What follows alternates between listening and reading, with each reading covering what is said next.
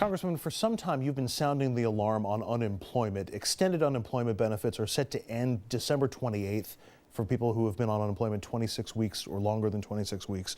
There's not going to be a deal in time, and the numbers they really threw me. The average duration of unemployment, 36 and a half weeks now. More than a third of all people who are unemployed are out 27 weeks or longer. Your office has been saying it could impact 127,000 New Yorkers who won't get their benefits, including more than 5,000 in the lower Hudson Valley, and that could lead to job losses in New York and across the country. Is there any chance of getting a deal done? This seems like another manufactured crisis in the making. Good for you, Andrew. To me, it's an outrage that we left Washington without agreeing to extend unemployment benefits. You mentioned the numbers again. In my district, Westchester and Rockland, about 5,000 people will lose unemployment benefits right after Christmas. Now, I was pleased that we were able to put together a bipartisan deal. More money for investments in the National Institutes of Health, Alzheimer's, autism, cancer research, more money for investments in transportation, roads, bridges, highway, more money for a whole range of educational issues that really help our kids, but not to pass the unemployment benefits, and we just better do it when we return in January. There is a thought out there that some of the people who have been unemployed for a long time they're not looking hard enough, or they're just being lazy and soaking up the government money, soaking up taxpayer money. How do you counter that argument? There will always be some people who complain that, oh, those people should be working. But I have interacted with PhDs who are trying to get a job for a year, 2 years. I spoke with someone who's in his 50s, trying to get a job, can't find a job. So we have a responsibility in the United States of America to give people a hand up, not necessarily a handout, but help tide them over and try and help them find the job that they really want. Most people want to work. Look, there are exceptions to every rule, but most people want to work. Do you think there are enough Republican votes in the House to get something through the House as soon as you get back?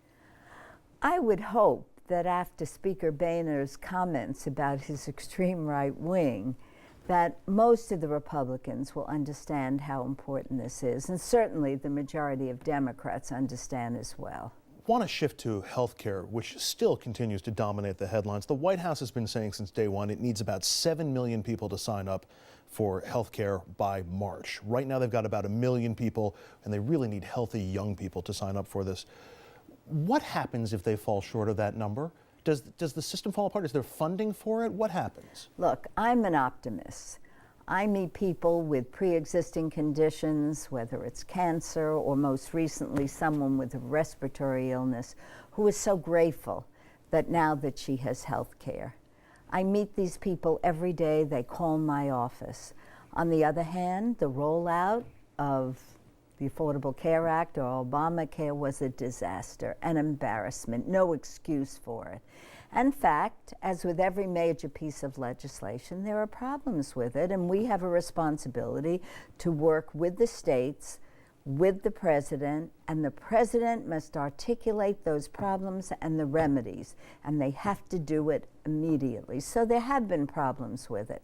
But I am hoping, and especially in New York, which is just behind California with the most people who have signed up, that we will make the Affordable Care Act work and amend it. There are problems with it. We have to amend it. So the technological issue is one thing. The issues of problems with the actual legislation are real, and we have to correct it. But you know policy and how policies work, and you know numbers too. And I'm curious because I haven't really been able to get a straight answer as to what does happen if we fall short of that 7 million. What if we get close to only 6 million? What if we only get to 3 or 4 million? Is the system designed to continue functioning even if it's short? Do people's rates go up? Do you know what happens? Let me make it very clear. As a member of Congress, I am working very hard to ensure that all people can have health insurance, because if they don't, they can go to the emergency room. You can be a healthy young man and break a leg, and go to the emergency room, and then you and I would have to pay for it. So I think the essence of the Affordable Care Act is good, providing insurance for everybody, but there have been problems, and we have a responsibility to correct those problems. I'm hoping that the technical glitches, which are unexcusable, in days of tech wizards, it's unexcusable that they couldn't get that right. And then that we amend those parts of the bill that could cause problems. It's especially for single people who are not part of a large organization that are seeing real problems with this bill, and we've got to correct them. The Journal News, the newspaper in Westchester and Rockland, has been doing some stories about people impacted by the Affordable Care Act. They just did a piece about a woman named Dina Restiano, and they introduced us with video to her and her son. And she says that her health care rates have gone up about $200 since the implementation of it. What do you say to somebody who's in that position? I want to know the details. I want that person to come into my office, and we have to address it. Look, overall healthcare costs are going down since the implementation of the Affordable Care Act. We know, because I meet with small businesses, large businesses, physicians, hospitals on a regular basis for the last 10, 15 years. Insurance rates were going up every year for many of these people, 5%, 10%, 20%. So this legislation didn't correct all the abuses that we've seen through the insurance industry. But I am concerned, and we have to correct the fact that if seniors who are not on Medicare in their 50s and 60s are seeing their premiums going up and their deductibles going up, we have to look at the whole bill on a regular basis, and I am determined to correct it. You are the ranking Democrat on the House Appropriations Committee. You've made no secret of saying you want the gavel in your hand at some point. You'd like to be the chairwoman of that committee. I sure do. To do that, Democrats have to win back the House. Historically, in the second midterm election, the party with the White House tends to lose seats. President Obama's popularity is at about the level that George Bush's was in 2005. The GOP lost 31 seats in the 2006 midterm election. You've got the problems with the Obamacare rollout. You're still smiling, so clearly you're still optimistic that Democrats can win back the House, but how, given all of those factors? Well, a week, a month is an eternity when it comes to the Congress of the United States. Frankly, I was very pleased that someone who has always worked in a bipartisan way across the aisle and who's very friendly with Paul Ryan, I was delighted that we were able to work together in a bipartisan way, put together a budget that will make important investments. There are challenges ahead, and I am cautiously optimistic that we can correct what's went wrong, continue to improve, and work together to make sure we serve the American people. What's really important there is I've been in Congress now, this is my 25th year. I have lots of energy, lots of determination, many people to serve, and I'm hoping, and I'm going to continue to work to make sure that the government serves the people, not of just my district, of the whole United States. And if we do a good job, we can bring back the leadership to the Democrats, which would make me the first woman chair.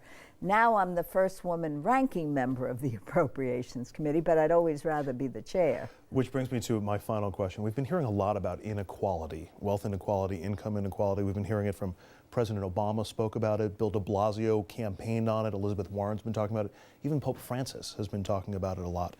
Is this an issue that Democrats can use in the upcoming elections, or is it the kind of thing that people will still think, boy, you're talking about redistribution and social engineering and class warfare? Well, there are many people at the top who are doing very well. The stock market is higher than ever before. But this morning, I was just at Grace Church, where I helped serve a lunch to dozens and dozens of people who, some of them just have been out of work for a short period of time, some for a longer period of time. And it's clear to me that we have a responsibility to help lift people up. That's what I have always felt, not only as a Democrat, but as a human being. If we can invest in bridges, roads, highways, you're creating jobs. Do you know the labor unions in Westchester and Rockland have about a 40% unemployment rate. Oof. So investing in transportation, making sure our healthcare system works, investing in pre-K and Head Start helps lift everyone up. And from my perspective, as a mother of 3 and a grandmother of 8, I feel very blessed, and especially in this holiday season, I want to be sure that I look at every piece of legislation and make sure we help everyone, giving everyone the opportunity to succeed.